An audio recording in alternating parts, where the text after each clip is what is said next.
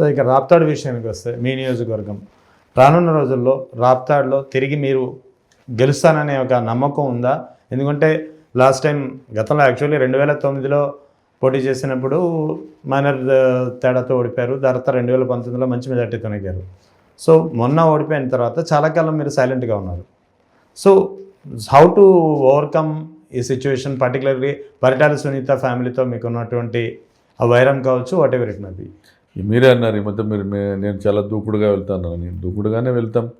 2019లో 26,000తో గెలిచిన నేను ఓడిపోయినప్పుడు మొన్న 23,000తో గెలిచిన సునీత ఓడిపోదా? తప్పనిసరిగా ఎందుకు సైలెంట్గా ఉన్నారు? ఓడిపోయిన తర్వాత ఒక 5-6 నెలల పాటు బ్రేక్ తీసుకున్నాం తప్ప ఓకే తప్పనిసరి పరిస్థితుల్లో సైలెంట్గా ఉండడం అనేది ఎప్పుడూ లేదు. ప్రజలతో సంబంధాలు నిరుపుతానే ఉన్నాం. ఖచ్చితంగా ఇప్పుడు మా రాప్తాడ్ నియోజకవర్గంలో జరిగిన సభలు సమావేశాలు ఈ సంవత్సరంన్నర కాలంలో ఎక్కడా జరగలేదు.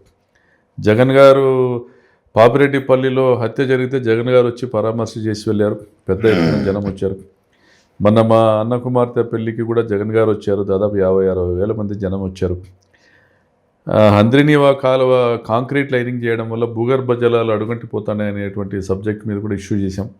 అదేవిధంగా పాపంపేట ప్రాంతంలో పరిటాల కుటుంబము దాదాపుగా 2,000 కోట్ల విలువైనటువంటి భూముల్ని, కాలనీలను కచ్చా భూములుగా రిజిస్ట్రేషన్ చేయించుకోవడం పైన కూడా పెద్ద ఎత్తున నిరసన తెలియజేశాం. ప్రజల్లో వారికి విపరీతమైన చెడ్డ పేరు వచ్చింది.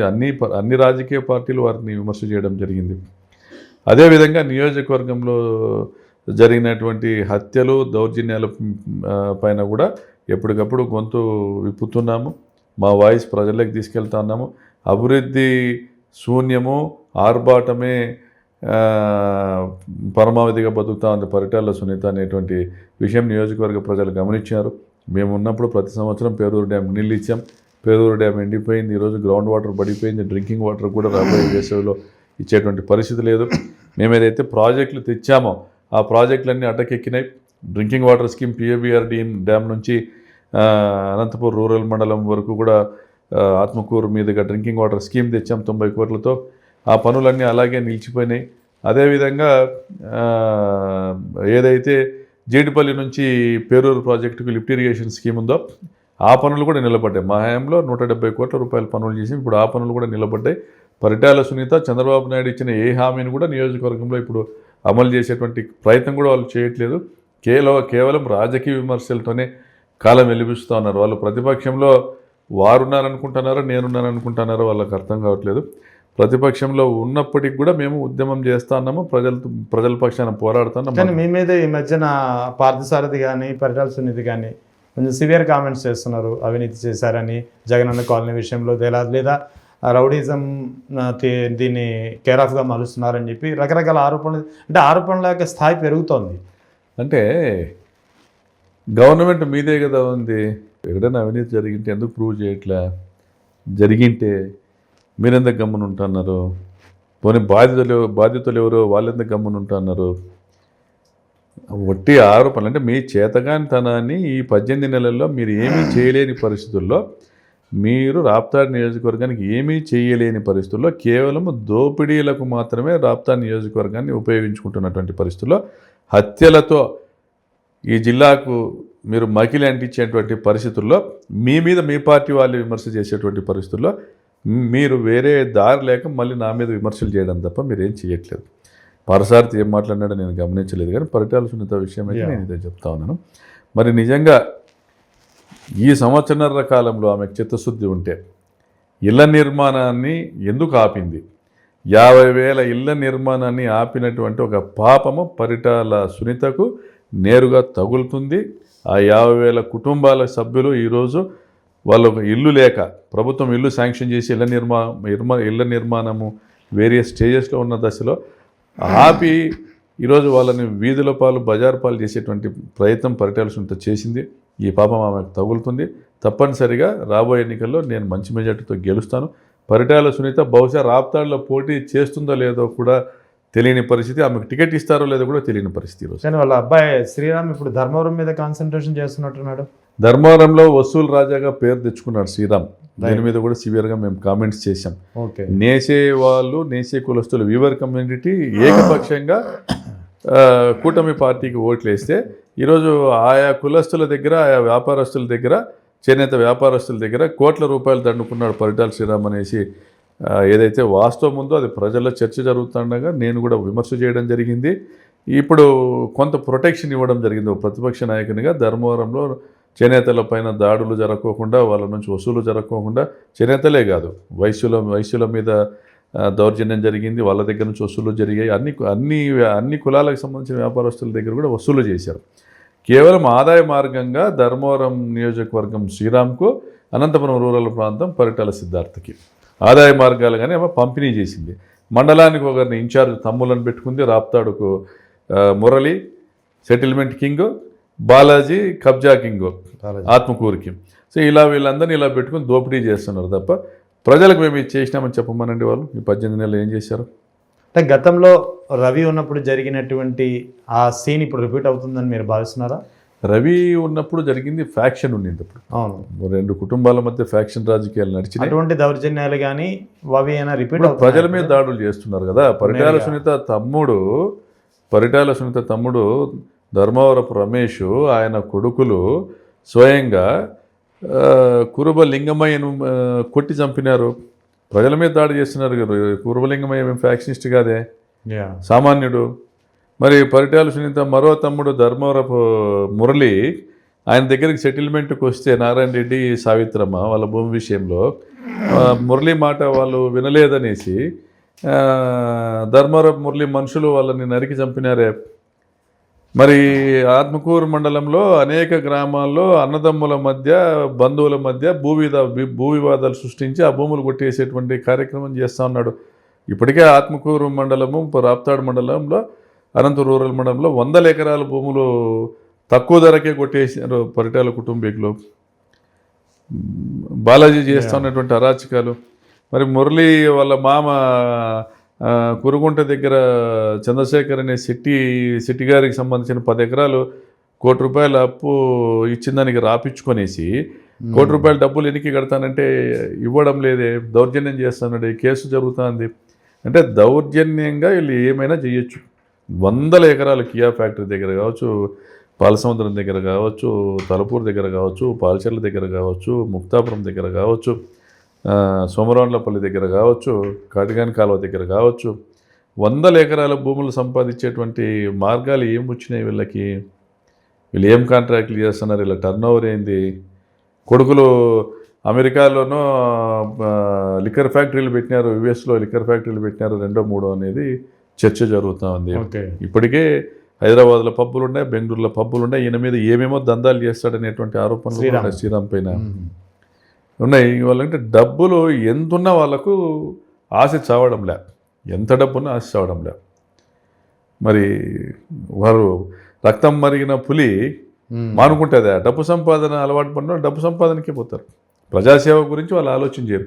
పేరూరు డ్యామ్ గేట్లు ఇప్పదీసి ఉన్న నీళ్ళు కిందికి దిగువ వదిలేటట్లు చేసి ఇప్పుడు 1.5 సంవత్సరం అయింది పేరూరు డ్యామ్ గేట్లు రిపేర్ చేయలేక. అందరినీ కాలువలో నీళ్లు బారుతూ ఉన్నాయి, మడకశిర బ్రాంచ్ కాలువలో నీళ్లు బారుతూ ఉన్నాయి. ఆల్రెడీ మేము తెచ్చిన జీవో ఉంది, తురకలాపట్నం దగ్గర గేట్లు ఎత్తితే నీళ్లు వస్తాయి, పెన్నా నదిలో పడితే మేము తీసిన కాలం ఉంది, పేరూరు డ్యామ్కి వస్తాయి. అడిగిందా? DDRC మీటింగ్లో అడిగిందా? IAB మీటింగ్లో కానీ అడిగిందా? ఇరిగేషన్ అడ్వైజరీ బోర్డు మీటింగ్లో కానీ మాకు నీళ్ళు రిలీజ్ చేయండి అని? అసలు లేదా ఆలోచన. ప్రజలకు నీళ్ళు వస్తే పరిటాల కుటుంబానికి ఏమొస్తుంది? ఇప్పుడు పాపంపేట, కక్కలపల్లి కాలనీ ప్రాంతానికి, రూరల్ మండలము, ఆత్మకూరు ప్రాంతానికి డ్రింకింగ్ వాటర్ స్కీమ్ తెచ్చాం. మేము 90% వర్క్ చేసాం, పైప్ లైన్ వర్క్. నీళ్ళ బ్యాలెన్స్ 10% చేస్తే ఈ 2 మండలాలకు డ్రింకింగ్ వాటర్ వస్తుంది. పరిటాల సునీతకి ఏమొస్తుందో దానికోసం పనిచేస్తుంది తప్ప ప్రజలకు నీళ్ళు వస్తుందంటే ఆమె పనిచేయదు. సో ఇప్పుడు ఓవరాల్గా చెప్పండి, ఇటు రాయలసీమ లిఫ్ట్ ఇరిగేషను, ఇప్పుడు మీరు ఆప్తాడు విషయము, పరిటాల సునీత ఫ్యామిలీ ఏదైతే ఇప్పుడు మీరు ఆరోపణలు చేస్తున్నారో, దౌర్జన్యాలు చేస్తున్నారని ఇంచుమించు దాదాపు అన్ని వర్గాల ప్రజల నుంచి దౌర్జన్యాల రూపంలో డబ్బులు వసూలు చేస్తున్నారని. సో వీటన్నిటినీ మీరు ప్రజల్లోకి తీసుకెళ్తూ రానున్న కాలంలో రాప్తాడు మీదే, రాప్తాడు ఇక తోపుదుర్తి ప్రకాష్ రెడ్డిదే అని కన్ఫామ్గా చెప్పే విధంగా మీ యాక్షన్ ప్లాన్ ఏముంటుంది? ఏమంటే ప్రజలు తెలివైన వాళ్ళు, మనము మంచి చేయకపోయినా మనల్ని ఓడిస్తారు, మంచి చేసి దుర్మార్గంగా వ్యవహరించినా ఓడిస్తారు. ఇక్కడ ఆమె పరిటాల సునీత మంచి చేయడం లేదు, దుర్మార్గంగా వ్యవహరిస్తూ ఉంది. పాపంపేట ఉదంతమే ఒక ఉదాహరణ. అనంతపూర్ సిటీకి ఆనుకొని ఉన్నటువంటి పాపంపేట దాదాపుగా 10,000 ఇళ్ల కాలనీలు అవన్నీ. ఆ 10,000 ఇళ్ల కాలనీలు ఎప్పుడో స్తోత్రియం భూములవి 1952కు సంబంధించిన స్తోత్రియం డాక్యుమెంట్ పెట్టుకొని దాని తర్వాత జరిగినటువంటి నెల్లూరు సెటిల్మెంట్ల ద్వారా అందరికీ సంక్రమించినటువంటి వ్యాలిడ్ డాక్యుమెంట్స్ అన్నింటినీ కూడా నెగ్లెక్ట్ చేసి 1952 సంవత్సరం సంబంధించిన స్తోత్రియం డాక్యుమెంట్ పెట్టుకొని రిజిస్ట్రేషన్ చేశారు. 22 ఎకరాలు రిజిస్ట్రేషన్ చేశారు. 176 ఎకరాలకి పొజిషన్ సర్టిఫికెట్లు ఇచ్చారు సార్ మండల సర్వేయరు విఆర్ఓ. 22 ఎకరాల్లో వీళ్ళే పొజిషన్లో ఉన్నారని చూపించారు. అది 22 ఎకరాల్లో దాదాపు 500-600 ఇళ్ళు ఉన్నాయి. అధికారులు అలాగ ఇచ్చారు. ప్రజలు ఉద్యమం చేశారు. ఆల్ పార్టీస్ అగేనిస్ట్గా మాట్లాడారు. మేము కూడా దాని మీద పదే ప్రెస్ మీట్లు పెట్టాం, ప్రజల్లోకి వెళ్ళాం, కలెక్టర్ దగ్గరికి వెళ్ళాం. వీళ్ళ దోపిడీని వెలుగులే తీసుకొచ్చాము. ఫలితంగా ప్రభుత్వం దిగొచ్చింది, సర్వేయర్ని సస్పెండ్ చేసింది, విఆర్ఓని సస్పెండ్ చేసింది, హైకోర్టుకి రాసి పంపించారు. ఇవన్నీ ఈ రిజిస్ట్రేషన్లు చెల్లవు, వీరికి ఎటువంటి హక్కు లేదు, ఈ రిజిస్ట్రేషన్ పొందిన వారికి ఎటువంటి హక్కు లేదు. ఒక అధికారి ఇంత దుర్మార్గము స్థానిక ఎమ్మెల్యేకి తెలియకుండా చేస్తాడా? ఇంపాసిబుల్. మరి ఈ రోజుకు కూడా ఆ రిజిస్ట్రేషన్లు చెల్లవని కోర్టుకైతే రాసి పంపించడం జరిగింది. ప్రజలైతే కొంతవరకు సేఫ్. కానీ గత సంవత్సరం కాలంగా బ్యాంక్ లోన్లు తీసుకునే పరిస్థితి లేదు, లాయర్లు ఎవరు లీగల్ ఒపీనియన్ ఇచ్చేటువంటి పరిస్థితి లేదు. పెళ్ళిళ్ళకో వైద్యానికో ఇంకోదానికో సెంటో 2 సెంట్లు ఏదైనా అమ్ముకుందామనే పరిస్థితుల్లో అవకాశమే లేకుండా చేశారు. ప్రజలందరూ కూడా ఈరోజు కూడా పరిటాల సునీత బంధువులు ఏదైతే రిజిస్టర్డ్ జీపీఏ డాక్యుమెంట్ చేసుకున్నారో అది రద్దుపరచాలా. ఓకే, అది ఏదైనా కోర్టు అయినా చేయాలా లేదా వాళ్ళే స్వయంగానే రద్దుపరచుకోవాలా. కోర్టుకి వెళ్ళారు. పరిటాల శ్రీరామ్ వచ్చేసి మా దగ్గరికి వీళ్ళు రాలే వాళ్ళు రాలే, మా దగ్గరికి వచ్చి సెటిల్మెంట్కి వచ్చిందంటే అప్పుడు 14 ఇండ్లు కూలిపోయేటివి కాదు కదా, మీరు ప్రకాష్ రెడ్డి దగ్గరికి పోయినారు అని మాట్లాడతాడు. ప్రకాష్ రెడ్డి దగ్గరికి పోయినారు కాబట్టి కూలి చేసినామనేసి దాని మీద మళ్ళీ స్టే తెచ్చాను. ఆ 14 ఇండ్ల స్థలాలు కూడా అన్యాక్రాంతం కాకుండా స్టే తెచ్చాను. మళ్ళీ ఇప్పుడు మీరు నా దగ్గరికి వస్తే మేము సెటిల్మెంట్ చేస్తామంటాడు. కట్టిన ఇండ్ల సంగతి ఏమో కానీ ఖాళీ స్థలాలు సెటిల్మెంట్ చేస్తామంటాడు. ఒక ఎమ్మెల్యే కొడుకు ఎమ్మెల్యే నోరెత్తదు, దీని మీద మాట్లాడదు. అంతే, నంగనాచిలాగా ఆయమ్మ నోరెత్తదు. ఆయమ్మ దగ్గరికి పోయినారు, పిలిపించుకున్నారు. అందరినీ పిలిపించుకొని చెప్పండి, జనంలోకి పోయి చెప్పండి, చెడ్డ పేరు వచ్చింది మనకి, మేము మా దగ్గరికి వస్తే మీకు ఏదో న్యాయం చేస్తామని చెప్పండి అనేసి. ఎవని ఆస్తి ఎవనికి హక్కు, ఎవరు హక్కు విడుదల చేస్తాడు, ఎవరు మీకేం సంబంధము? మీకు 22 ఎకరాలు రిజిస్టర్ చేయాలంటే 1,75,00,000 ఫీజు కట్టాలా? ఎవడిచ్చినాడు? నెత్తిన రూపాయి పెడితే పావులకి 1,75,00,000 ఎవరు ఇచ్చినారు? సిద్ధార్థ కన్స్ట్రక్షన్ నుంచి వచ్చిందా, లేదా బళ్ళారిలో మీ బంధువుల స్కూల్ నుంచి అకౌంట్ నుంచి వచ్చిందా?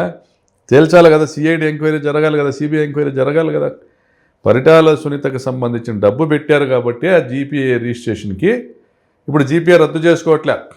అది వేరే వాళ్ళు ఎవరో పెట్టింటే ఒక యాజ్ ఎన్ ఎమ్మెల్యే నేను మూసుకొని మీరు రిజిస్ట్రేషన్ రద్దు చేసుకోండి అని మాట్లాడిండొచ్చు. వాళ్ళకి కెపాసిటీ ఉంది, అవును, వాళ్ళ డబ్బులు కాబట్టి జీపీఏ రద్దు చేయనివ్వట్లే. ఇంత దుర్మార్గపు పరిపాలన రాప్తాల్లో నడుస్తూ ఉందనేది అనంతపురం చుట్టుపక్కల ప్రాంతాలందరికీ అర్థమైపోయింది. వీళ్ళకి ఓట్లేసేటువంటి అటువంటి పరిస్థితుల్లో ప్రజలు లేరు. సిపిఐ రామకృష్ణ గారు కూడా వచ్చి పరిటాల సునీతమ్మ నువ్వు నాకు సోదరు లాంటి దానివి, కానీ ఈ స్కామ్లో నీ ప్రమేయం లేదంటే ఎవరు నమ్మడం లేదమ్మా అని మాట్లాడాడు రామకృష్ణ. ఒక మీటింగ్ ఏర్పాటు చేసి ఆమెను తిట్టలే. ఓకే, నువ్వు దయ్యానివి భూతానివి, నీకు ధనపిశాచి ఆవహించిందని మాట్లాడలే. నీ చుట్టూ దయ్యాలు భూతాలు ఏరినారమ్మా జాగ్రత్త అని చెప్పినాడు. ఓకే, ఆయన డైరెక్ట్గా చెప్పినాడా ఇండైరెక్ట్గా చెప్పినాడా ఏ ఉద్దేశంతో చెప్పినాడు, బట్ ఇది ఫ్యాక్ట్. ఆ ప్రాంత ప్రజలు పరిటాల కుటుంబాన్ని ఏవగించుకుంటా ఉన్నారు. వారు భవిష్యత్తులో అసెంబ్లీలోకి ప్రవేశించేది కల్లా. సో ఇక రాప్తాడు తోపుతుర్తి ప్రకాష్ రెడ్డిదే అని అది నేను ఇది వెరీ ప్రీమెచ్యూర్డ్ స్టేజ్. ఇప్పుడు నేను అది మాట్లాడటము తప్పు అవుతుంది. రైట్, ప్రజలకు సంబంధించినటువంటి ఎన్నో సమస్యలు ఉండే, దాని మీద పోరాడాల్సిన బాధ్యత మా మీద ఉంది. ప్రజలతో ఉండాల్సినటువంటి బాధ్యత ఉంది. ప్రత్యేకించి తాగునీరు, సాగునీరు, ఇళ్ల నిర్మాణపు విషయాల్లోనూ, అతి మేజర్గా లా అండ్ ఆర్డర్ విషయంలో కూడా. శాంతి శాంతి భద్రతలను కాపాడాల్సినటువంటి ఎమ్మెల్యే కుటుంబీకులే రాప్తాడ్ నియోజకవర్గంలో ఈరోజు శాంతి భద్రతలు కనపడనీయకుండా కనుమరుగయ్యేలా ప్రవర్తిస్తూ ఉన్నారు. నేను ఒకటే అప్పీల్ చేస్తాను, ఎన్నికల సమయంలో ఒకటే అప్పీల్ చేస్తాను, నాకు ఓటునిస్తే నేను శాంతి భద్రతలను ఇస్తాను. ఎగ్జాక్ట్. అభివృద్ధి జగన్మోహన్ రెడ్డి గారి హయాంలో ఎలాగూ జరుగుతుంది, సంక్షేమ పథకాలు రానే వస్తాయి. ఈ నియోజకవర్గం ప్రశాంతంగా ఉండాలంటే నాకు ఓటు ఏంటి అని అడుగుతాను. Right. Thank you sir, thank you very much.